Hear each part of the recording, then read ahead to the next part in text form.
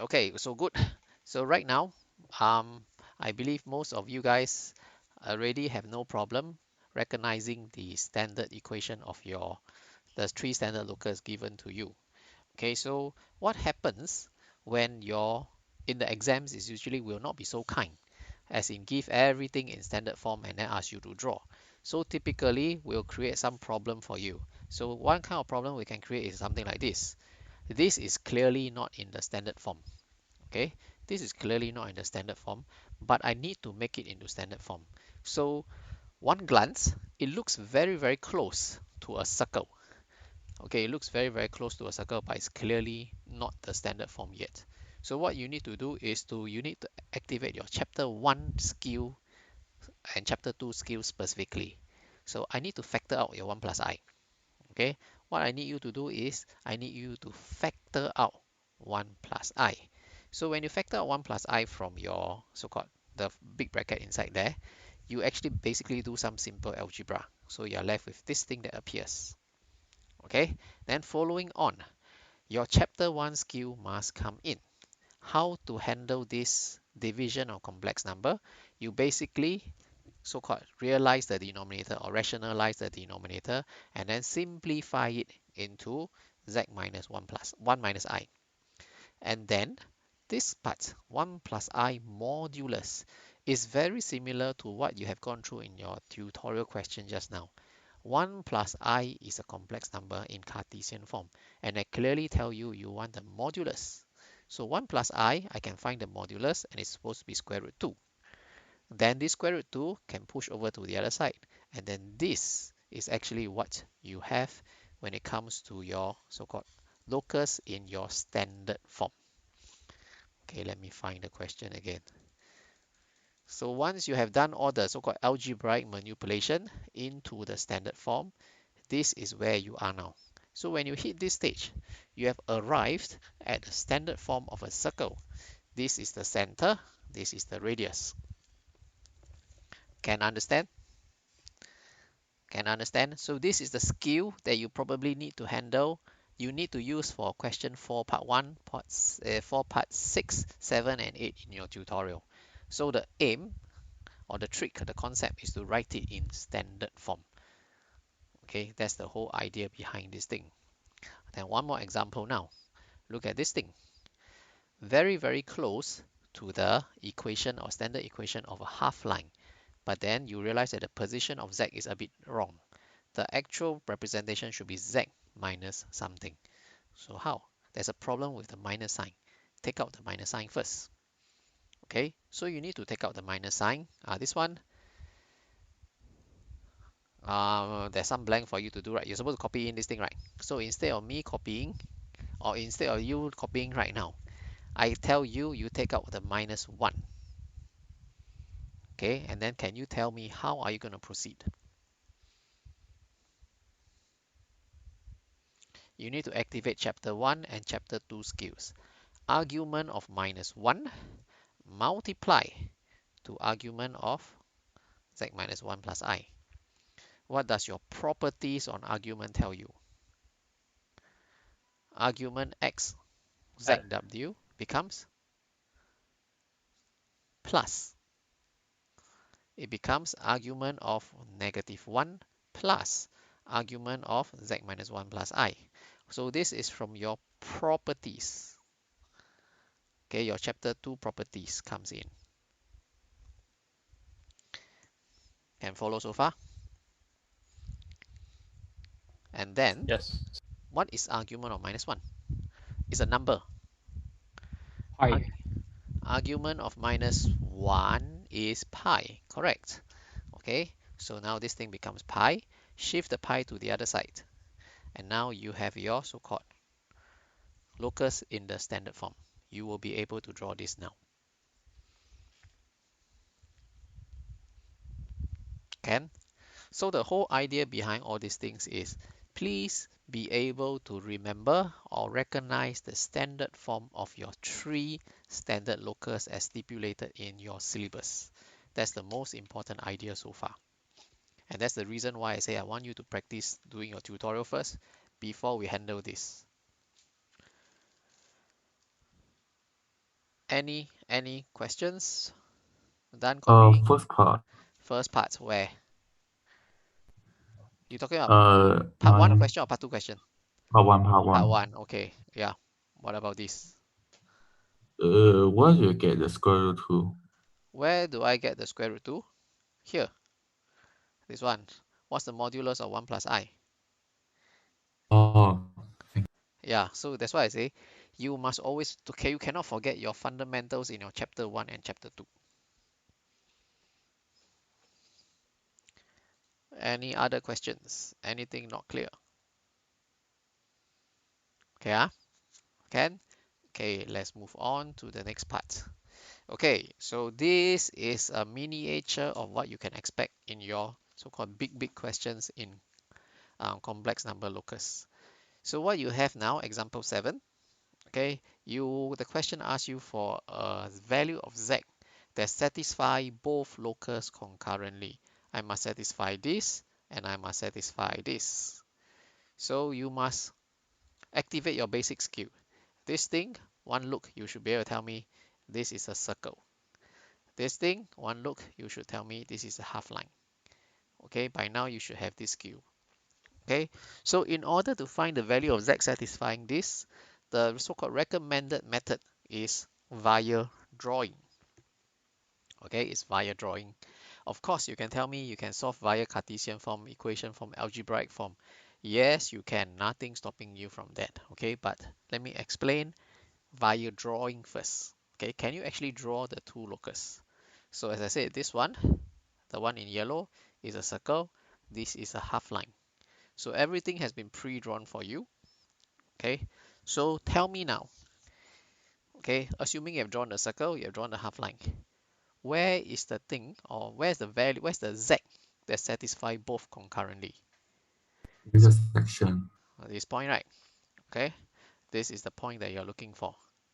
So how to find this point, or how to find the so-called coordinate or the complex number of this at this intersection point is method 1 via geometry. So what do I mean by geometry is, you know that this angle is pi over 3. You know that this radius of the circle is square root 2. So I'm going to display this on the triangle on your right now. I got a pi over 3, I got a square root 2. Using your trigo properties, I can find what actually is x and what actually is y. Okay, so if you can find x to be cosine root 2 of cosine pi over 3, this is your so-called x value, and then your y value is via sine root 6 over 2. So do you know where is the coordinate of point z? Basically this point, okay, the x coordinate will be 1 plus root 2 over 2, because I'm going to take reference from here and I need to add an x to it. And then the y coordinate will be minus 1, add on or minus on the y value. Minus 1, minus away, root 6 over 2. Can understand what is happening? Can understand what is happening? Yes, sir. Anybody lost or confused, please voice out.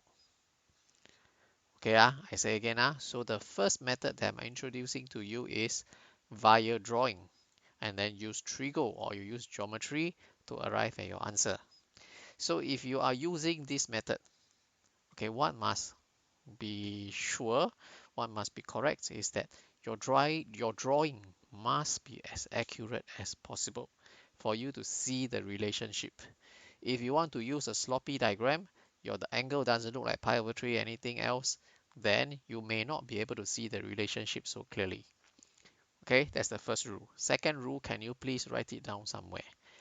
Because many students tell me, hey, I do an accurate drawing. Can I just read off from my diagram? Okay, some students say, oh, I can read off the coordinate here on my paper. Measure. Okay, this is not allowed. Some students even better. They say that, oh, I'm going to draw my locus on a graph paper. Then after I use my graph paper, I'm going to read off from my graph paper because my drawing is very accurate.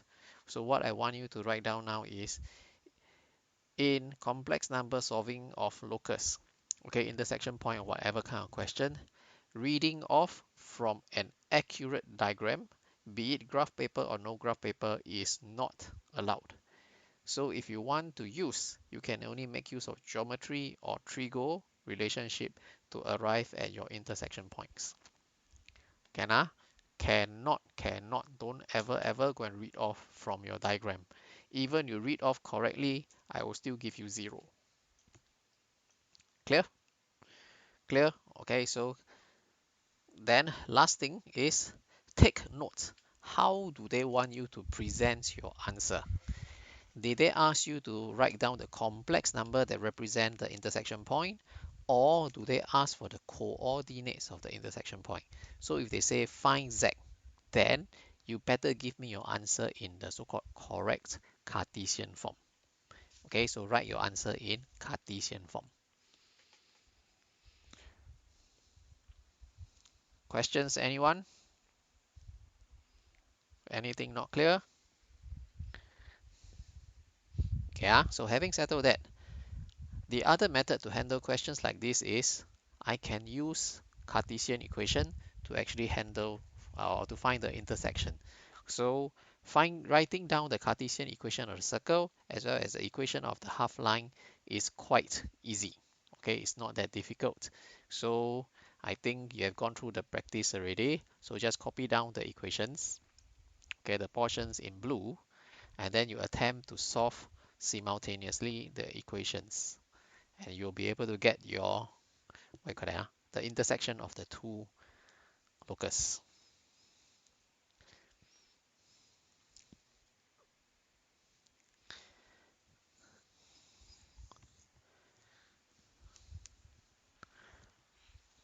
Anything you want to clarify?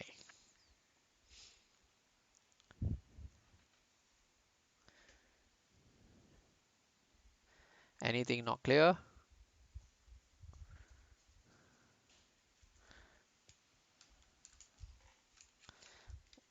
Anything? Can I move on? Okay, move on to the next part. Okay, so next example, same thing. A lot of practice for you to sketch as well as for you to find intersection. Okay, so this time around, same thing, be able to recognize this is a perpendicular bisector. This is a circle. Okay, and don't ever hope that in current year they actually give you the what you call that, the locus in standard form. They usually give you in weird forms. Okay, so after they ask you to sketch, then they ask you find for me the intersection of the two locus.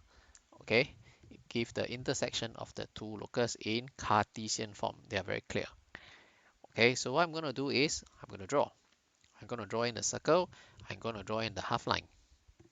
Then I'm going to search for the intersection. In this case, there's two intersection points for this circle.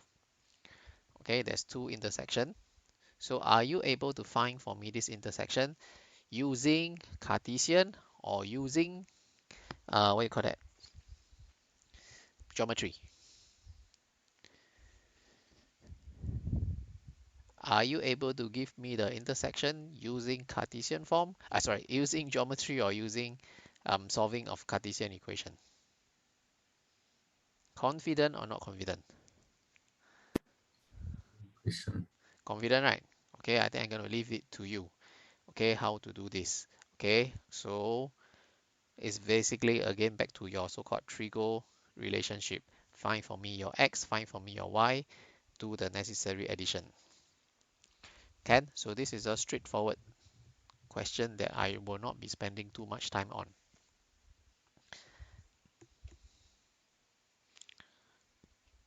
Can I? Take down already.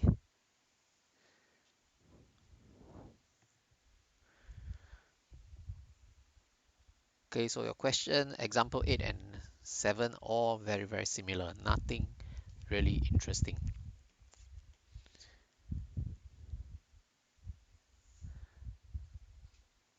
Can I? Okay. So this one we have gone through in your tutorial already. So please understand that the right hand side Although it has a modular sign, it is just a number. Okay, it's a modulus with a number. So there's no z involved. So this represents a circle.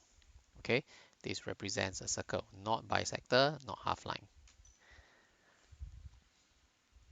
Okay, easy, huh?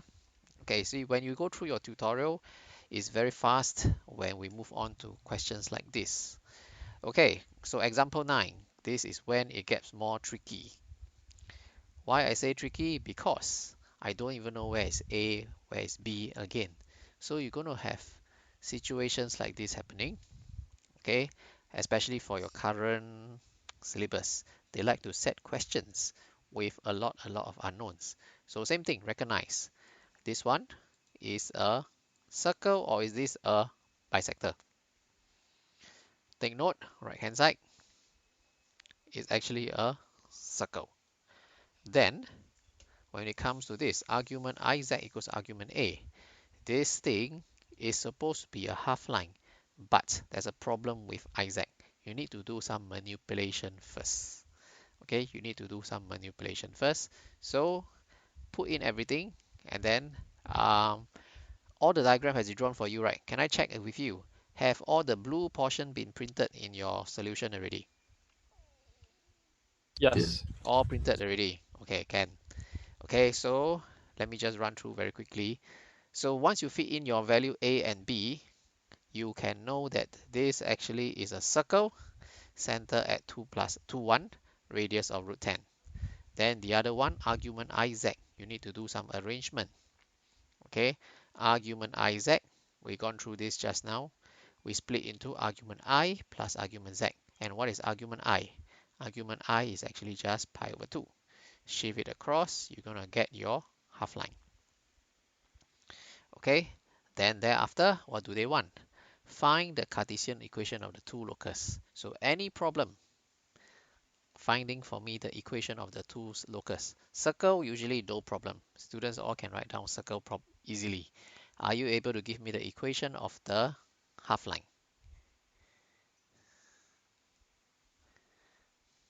Can.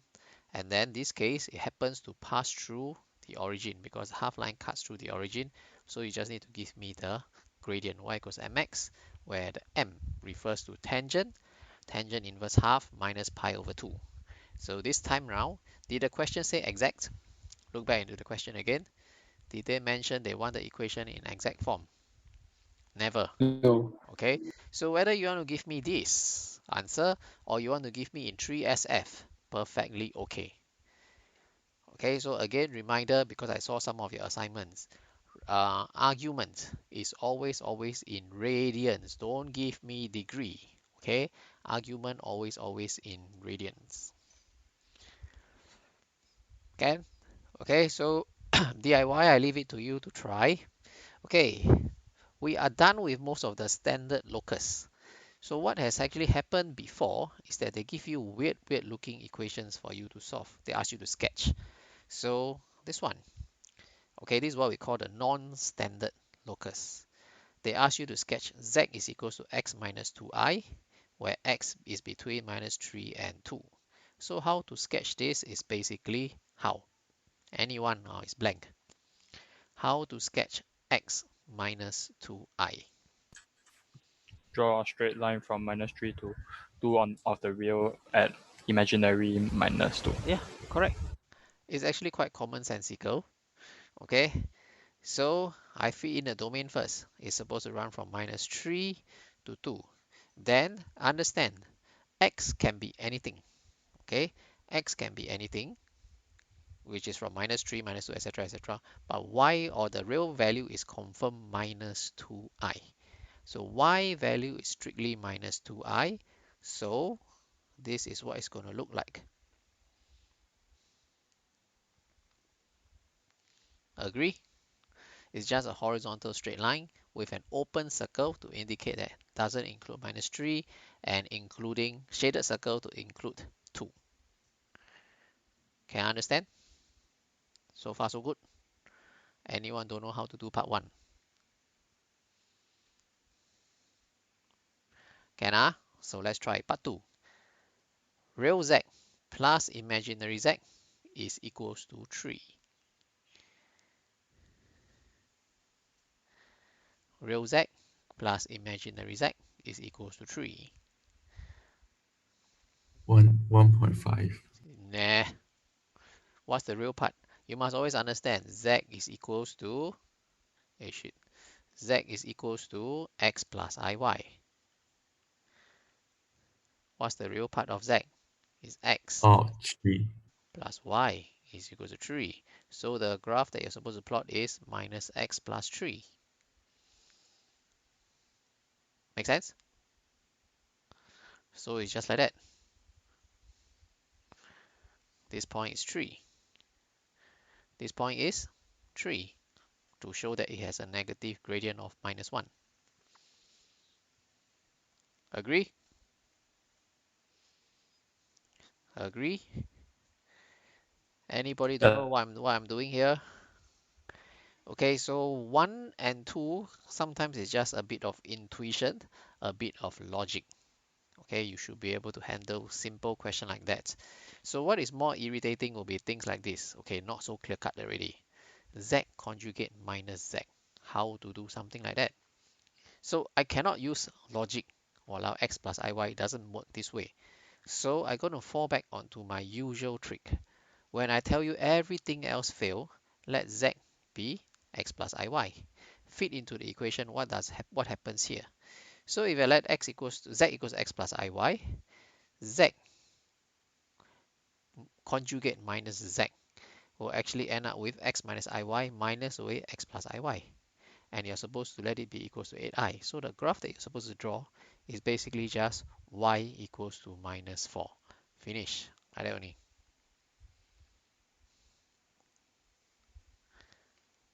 Can understand? Can understand? Yes. Okay, so for this kind of locus, okay, there is no so-called standard method. I don't have anything for you to recognize. You just use a bit of logic, use a bit of intuition. You should be able to survive things like this. Okay, and if everything else fail, go back to this trick. Z equals to X plus IY. Most of the time, you try this trick, you will survive. Can? Okay, so basically, we have covered everything that we need to do already. Okay, so yeah, one more weird looking locus. Okay, so this one appeared before in one of the school exams. Example 11. You need to sketch the locus of P, and then they tell you P represents a complex number Z. And the condition is that Z is cos theta plus I sine theta, where theta runs from negative 3 pi over 4 to pi over 2. Okay, so this one. This example 11, very commonly seen in your polar coordinates. Okay, right now you may find that it's irritating, but after you do the module on polar coordinate, it's another FMath topic. This kind of question become very, very easy already. Your polar coordinate should be coming in, I think, later on this year. Okay, sketch the locus of P if Z is equal to cos theta plus I sine theta. So I'm not going to touch on your polar coordinate skills. I'm just going to tap on your current available complex number skills. Okay, so look at this cos theta plus I sine theta. Does it look like what form? It's your standard polar form. Agree? Okay, your standard polar form Yes. in trigo. So if I look at this, can you tell me what's the modulus of this complex number? It's 1 cos theta plus I sine theta, right? So from just by looking at this, I know the modulus is 1. The argument is supposed to be theta. Make sense? Make sense? Yes. Okay, so if you can understand this, you need to activate a bit of logic now. The modulus is always 1. So understand from the context of what do I mean by locus. The locus is a set of points that satisfy certain condition. So in this locus, the length is always 1. Okay? the locus has a length of 1 all the time as measured from origin, because that's the definition of modulus. Modulus is the distance of a complex number from the origin. So the distance is always 1, and then the theta, or the argument, is actually a moving variable. Okay, the argument can run from negative 3 pi over 4 to pi over 2. So you're going to marry these two concepts together. The distance from origin always 1, and then the angle can run from minus 3 pi over 4 to pi over 2. What actually do you have? You actually have a segment of a circle. Okay, because going back to the definition, measuring from the origin, the distance is always 1. So definitely it must be something like a circle. And then the circle, the angle can run from negative 3 pi over 4 to pi over 2. So negative 3 pi over 4 is down here, and then to pi over 2, which is 90 degree. So it's a circle that runs from negative 3 pi over 4 to 3 pi over 2, or to pi over 2. So it's just one piece of your so-called segment of your circle. Can understand how I get this diagram? Can understand how I get this diagram? Using logical explanation. Okay, modulus is always 1, and then the argument can run from negative 3 pi over 4 to pi over 2. Okay, so what do you need to question asks you to sketch the locus. So again, back to the issue, what must be drawn on the diagram? So take note of the inclusive sign. So if they say greater than or equals to negative 3 pi over 4, I must have the shaded circle here. And then they say that it is smaller than pi over 2, I must have an open circle here. And then please use a compass to actually draw in this locus for me. Can understand? Can understand? Any problem? Okay, then, okay, remember when it comes to curve sketching, you must give me the coordinates of the endpoint. How do I get my root 2 over 2, as well as my negative root 2 over 2 and negative root 2 over 2? So it's nothing fantastic. Just substitute in your 3 pi over 4 negative, 3 pi over 4. This happens to be your special angle. You can give me the so-called coordinates of the endpoint. Can understand?